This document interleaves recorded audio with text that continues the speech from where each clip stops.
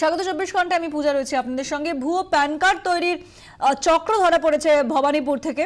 আরো বিস্তারিত জানবো, আমাদের সঙ্গে রয়েছেন আমাদের প্রতিনিধি বিক্রম দাস। বিক্রম, দেখো, অভিনব কায়দায় প্রতারণা যেটা জানা যাচ্ছে যে প্যান কার্ড তৈরি করা হতো শুধুমাত্র প্রতারণা করার জন্য, এবং সেক্ষেত্রে গতকাল অরিন্দম ঘোষ দস্তিদার বলে এক ব্যক্তিকে ভবানীপুর থানা গ্রেফতার করে এবং তার কাছ থেকে 22টি প্যান কার্ড উদ্ধার হয় এবং যেখানে দেখা যায় যে নাম কিন্তু সেম রয়েছে কিন্তু বাবার নাম এবং অ্যাড্রেস আলাদা। এরপরে যখন পুলিশ তদন্ত করতে শুরু করে তখনই কিন্তু কার্যত পুলিশ যে তদন্তে যে বিষয়গুলি উঠে আসে তাদেরকে কিন্তু হতবাক। তার কারণ যেটা জানা যায় যে এই প্যান তৈরি করে মূলত যে কাজ করা হতো তা হলো একটা ভুয়ো কোম্পানি তৈরি করা হয়েছিল একেবারে ঝা চকচকে একটি অফিস কসবা এলাকায়, এবং সেখানে কিন্তু একটি কোম্পানির নাম করে সেখানে দিব্যি কাজকর্ম চলতো, যেখানে 15 থেকে 20 জন ব্যক্তিকে তাদেরকে চাকরি দেওয়ার নাম করে রাখা হয়েছিল, যারা সর্বক্ষণ ল্যাপটপ করে বসে থাকতো, এবং সেক্ষেত্রে এই প্যান কার্ড গুলো দিয়ে তাদের নামে ব্যাংক অ্যাকাউন্ট বানানো হতো, এবং সেই ব্যাংক অ্যাকাউন্টে কিন্তু 90,000 টাকা করে বা তার বেশি বা কম এই ধরনের অ্যামাউন্ট ফেলা হতো, এবং সেখানে কিন্তু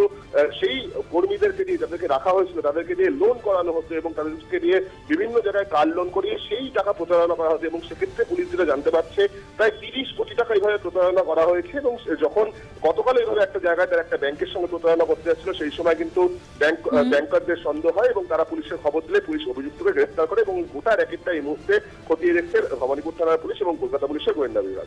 ধন্যবাদ বিক্রম দাস, আমাদের প্রতিনিধি ছিলেন টেলিফোন লাইনে। পাশ করানোর দাবিতে অধ্যক্ষকে শারীরিক হেনস্থা, জোর করে পদত্যাগপত্র লিখিয়ে নেওয়ার অভিযোগ।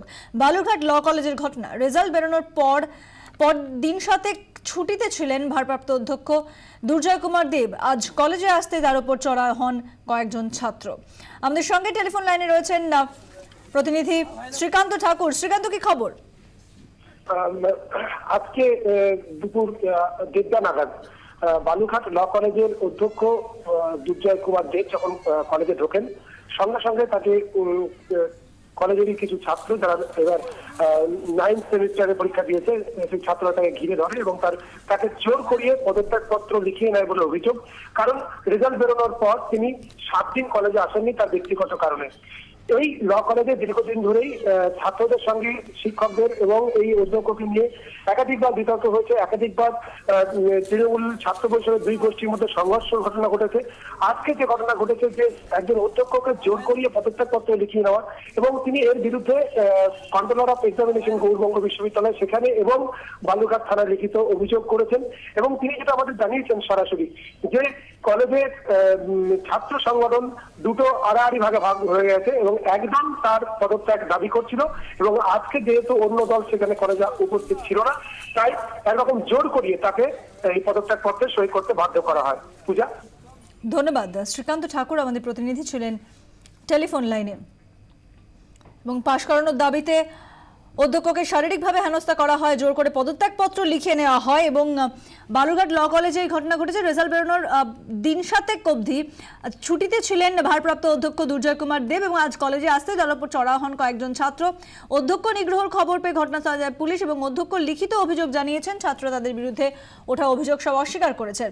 ভারপ্রাপ্ত অধ্যক্ষ দুর্জয় কুমার দেবের বক্তব্য আমরা শুনবো।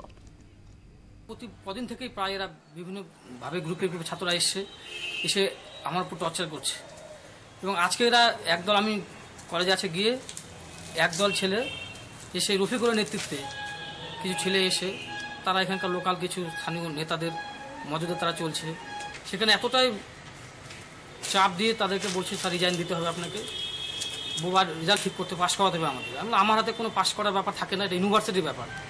তারা বুঝছে না, বলছে তার রিজাইন দিতে হবে, এবং শুধু তাই না রফিকুল আমাকে ড্রাফটিং করে দিয়েছে এইভাবে আপনাকে লিখতে হবে। আমি বাধ্য হয়ে সেটা লিখে দিয়েছি। এরা তো বলে যে সুভাষ সাকির নেতৃত্বে, এরা সুভাষ সাকির টাউন প্রেসিডেন্ট তৃণমূল কংগ্রেসের এবং পিপি তার নেতৃত্বে এবং তার ছেলে শাশ্বত চাকরি, তারই এরা বিভিন্ন সময় বিভিন্নভাবে এরা চর্চা করে এতদিন ধরে করে আসছে। কলেজের পরিবেশ, নৈরাজ্য পরিবেশ সৃষ্টি করছে এরা। এবং আমরা শুনলাম অধ্যক্ষের, ভারপ্রাপ্ত অধ্যক্ষের বক্তব্য। তিনি রেজাল্ট বেরোনোর পর 7 দিন বাদে তিনি কলেজে যান, এবং সেখানে জোর করানো হয়, তার উপর জোর করা হয় যে তিনি যাতে ছাত্রদের পাশ করিয়ে দেন, এবং এটা যে সম্ভব নয় এটা ছাত্রদের বলার পরই ক্ষোভে ফেটে পড়েন তারা, এবং অধ্যক্ষকে জোর করিয়ে রেজিগনেশন লেটারও লিখিয়ে দেওয়া হয় এমনই অভিযোগ করলেন ভারপ্রাপ্ত অধ্যক্ষ। যে ছাত্রের বিরুদ্ধে মূল অভিযোগ তার আবার কি বক্তব্য আমরা শুনে নেব। হ্যাঁ, আমি তো এসে শুনলাম পদত্যাগ করেছেন এবং নোটিশও দেখতে পাচ্ছি। কেন পদত্যাগ করলেন? তো উনি তো সেরকম কিছু ক্লিয়ার বললেন না। উনি বলছেন যে নিজের কোনো একটা পার্সোনাল প্রবলেম, কিন্তু আমরা যেটা মনে করছি আমরা স্টুডেন্ট মহল যে উনি ওনার অকৃতকার্যটা স্বীকার করে নিয়েছেন যে পারছেন না উনি।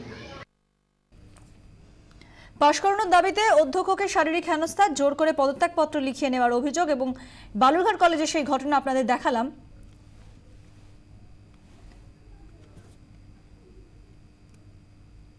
সংসদ চলতে দিচ্ছেন না বিরোধীরা, বিতর্ক থেকে পালাচ্ছেন বিরোধীরা, তাই জনসভায় তিনি নিজের বক্তব্য প্রকাশ করছেন। সুযোগ পেলেই একই কথা সংসদেও বলবেন। গুজরাতে জনসভায় বললেন প্রধানমন্ত্রী নরেন্দ্র মোদী। सरकार कहती हम चर्चा चाहते हैं, सरकार कहती है प्रधानमंत्री बोलने के लिए तैयार है, सरकार कहती है प्रधानमंत्री आकर के कहने को तैयार है, लेकिन उनको मालूम है उनका झूठ टिक नहीं पाता है और इसलिए वो चर्चा से भागते रहे हैं। और इसलिए लोकसभा में मुझे नहीं बोलने दिया जाता, मैंने जनसभा में बोलने का रास्ता चुन लिया है। और जिस दिन मौका मिलेगा लोकसभा में भी 125 करोड़ देशवासियों की आवाज मैं जरूर पहुंचाने का प्रयास करूंगा मेरे भाइयों बहनों। প্রধানমন্ত্রীর অভিযোগে হতবাক বিরোধী শিবির। বাধা কোথায়? প্রধানমন্ত্রী সংসদকে এড়িয়ে যাচ্ছেন, একযোগে পাল্টা অভিযোগ বিরোধীদের। ভাষণ ছাড়া উপায় নেই প্রধানমন্ত্রীর, কটাক্ষ করলেন মমতা বন্দ্যোপাধ্যায়।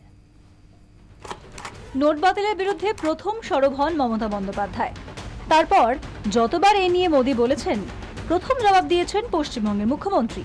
গুজরাতের সভায় প্রধানমন্ত্রীর ভাষণের পরেও টুইটে প্রথম তোপ সেই মমতারই। তিনি লিখেছেন, মোদীবাবু জানেন যে নোট বাতিলের লাইন এখন বেলাইন হয়ে গেছে, ভাষণ দেওয়া ছাড়া এখন আর কোনো সমাধান নেই তাঁর হাতে। এদিকে বলতে না দেওয়ার অভিযোগ নিয়ে হতবাক বিরোধী শিবির। মোদী সংসদকে এড়াচ্ছেন, অভিযোগ তাদের।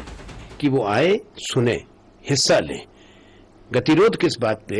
कि उनका सोच ये है कि वो सिर्फ आएंगे, भाषण देंगे और चले जाएंगे। संसद में, राज्यसभा हो या लोकसभा हो, उनको प्रश्न का सामना करना पड़ेगा। कोई भी ये तानाशाही जो व्यक्तित्व होते हैं वो कभी अपने सामने प्रश्न सुनना नहीं चाहते। It is Modi ji's party and Modi ji's government which is obstructing debate. और वही जैसे मान लो बाहर बोल रहे हैं वो सब यहाँ बोले और डिबेट हो सकता है उनकी बात सही हो या हमारी बात सही हो। বিরোধীদের দাবি, প্রধানমন্ত্রীকে সংসদে আসতে হবে, অভিযোগ শুনতে হবে, প্রশ্নের জবাবও দিতে হবে। এত বড় ইস্যুতে শুধু বিবৃতি দিয়ে বেরিয়ে যেতে পারবেন না তিনি। ব্যুরো রিপোর্ট, 24 ঘন্টা।